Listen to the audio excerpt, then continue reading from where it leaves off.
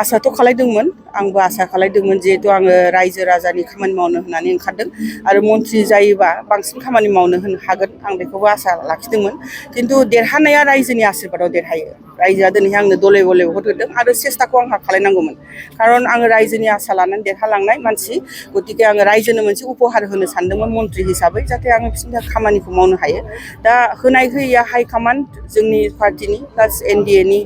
जाय लिडार बिसोरनि हाइकमान्डनि खोथा बाहाय रायजोआबो जेबो खालामनो हाया बा आंथ' सेस्ता खालायदों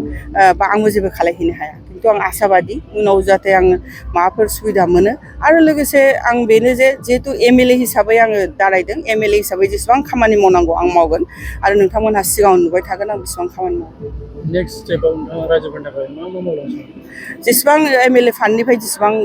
सफैयो बेखौ आङो रायजो राजानि थाखायनो मावजोबगोन आरो लोगोसे आङो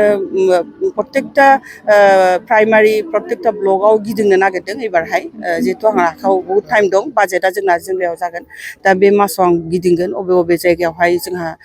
पाब्लिकनि लामा सामा जायाखै स्कुल न' जायाखै बा इरिगेसन बा बबेबा दै खुरख'नाय बेफोरबायदिखौ आङो लिस्ट खालायजोबदों आरो बेफोरखौ फारियै आं मावलांगोन